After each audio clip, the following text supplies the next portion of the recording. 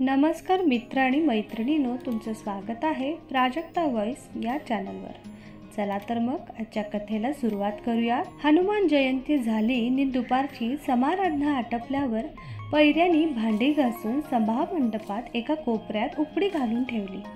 पैरी घरी जायला निघाल्यावर बाबी महाजन म्हणाला, आता 4-6 दिवसांनी दोघा जण येवा आणि सगळी भांडी पेटाऱ्यात सोयून भरून ठेवा।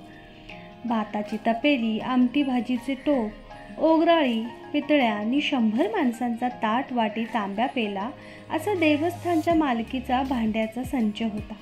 उत्सवापूर्वी पेटारे खोलून सगळी भांडी घासून घेतली जात आणि समाराधना झाल्यावर 8-10 दिवसांनी सगळी भांडी पुन्हा पेटाऱ्यात भरून ठेवली जात। त्या वर्षी समाराधना झाल्यावर 4 दिवसांनी बाबी महाजन पूजा करायला देवळात आला।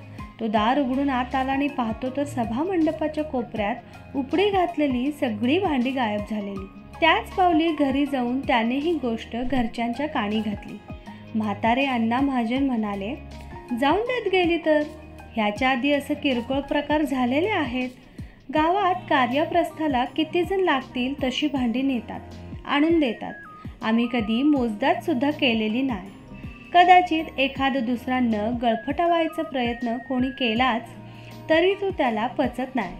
1-15 दिवसांनी प्रचिती आली की लुंगवलेले नग आपसूक आणून दिले जातात। इतक्या वर्षात एक वाटी की फुलपात्र म्हणशील तर कमी झालेलं नाही।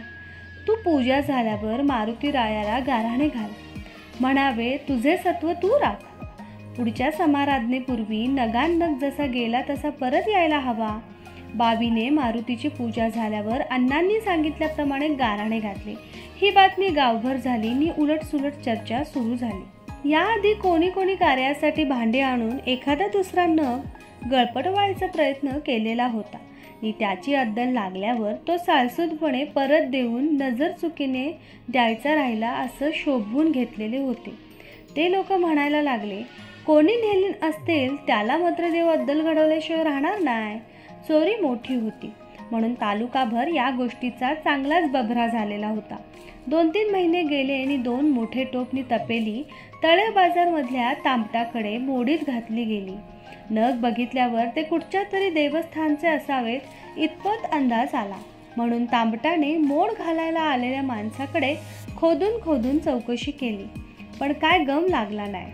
त्याने अगदी पडत्या भावाने दर केला तरी घासाघीस न करता हातात पडले ते पैसे घेऊन विकणारा निघून गेला।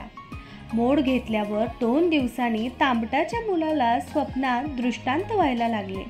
मोठा हुप्प्या बुब्बुकार करीत सांगे, माझी वस्तू परत देऊन टाक। 2-3दा असा प्रकार झाल्यावर तांबटाने गाव देवाला कौल लावून प्रार्थना केली। तो भांडी बिनशर्त परत करायला तयार होता, पण वस्तू कुठची याचा उलगडा होत नव्हता। त्याने भांडी दुकानाच्या दारासमोर ठेवलेली होती। त्यानंतर 4 दिवसांनी महाजनांचे पाहुणे पाटतरचे पाटणकर नारळ विकायला आलेले होते। बाजार उलटल्यावर ते तांबटाकडे गेले। दुकानाच्या दारात ठेवलेले महाजनांच्या मारुतीचे टोप आणि तपेली त्यांनी ओळखली। हळ्यात आमच्या पाहुण्यांच्या मारुतीच्या देवळातली भांडी मागे चोरीक गेली होती। तुम्ही रागा जाऊ नका, पण हे टोपनी तपेला त्यापैकी असल्यासारखा वाटता मका। त्यांनी हे बोलल्यावर तांबटाने ती मोडीत पडत्या दराने आपण घेतली। त्यानंतर मुलाच्या स्वप्नात हुप्प्या येतो आणि आपल्या वस्तू परत द्यायला सांगतो। ही गोष्ट सांगितली, संदर्भ जुळला। दुसऱ्या दिवशी बाबी महाजनला घेऊन पाटणकर आले। बाबीने भांडी ओळखली। तांबटाने एक पैही न घेता सगळी भांडी परत दिली। त्यानंतर 4 दिवसांनी ओगराळी ताटे अशी काही भांडी कुणीतरी रात्रीच्या वेळी देवळात आणून टाकलेली होती। पुढच्या 1.5-2 महिन्यात 3 वेळा कोणी चोरून नेलेली भांडी नि नारळ असेच देवळात आणून टाकलेली। देवाच्या अंघोळीचे चांदीचे घंगाळ नि रोजच्या नैवेद्याची 3 भली भक्कम चांदीची ताटे गाभाऱ्यात असतात। गाभाऱ्याला कुलूप असते। पूजेच्या वेळी सेवेकरी ते उघडतो आणि पूजा झाल्यावर ते बंद करतो। निव्यात घरडा कंपनीने केमिकल उत्पादनाची फॅक्टरी सुरू केली। त्यानंतर आणखीही 4-5 कंपन्यांनी फॅक्टऱ्या सुरू केल्या। बिहार, उत्तर प्रदेशकडचे असंख्य कामगार निव्यात आले। निव्यात फॅक्टऱ्यांच्या आजूबाजूला झोपडपट्टी उभी राहिली। गावात चोऱ्यामाऱ्यांचे प्रमाण वाढले। कोणातरी कामगारांची भार्गवरामाच्या मंदिरातल्या ऐवजांवर नजर पडली। अमावस्येच्या दिवस धरून चोरी झाली. मंदिरापर्यंत रस्ता होता, त्यामुळे बिनबोभाट काम झाले. चोरी झाली. त्यावेळी देवस्थानचे पुजारी गणपुले यांना उत्तरात्री घंटांचे आवाज ऐकायला येऊन जाग आली. ते मंदिरापासून जवळच राहत, पण काही धागादोरा लागला नाही. ट्रस्टींनी देवाला जाब दिली. ग्रामदेवतेला कौल लावला. ऐवज खूप लांब गेलेला आहे, पण सगळ्या वस्तू उत्सवापूर्वी देवस्थानला परत मिळतील अशी खात्री गुरुवाने दिली.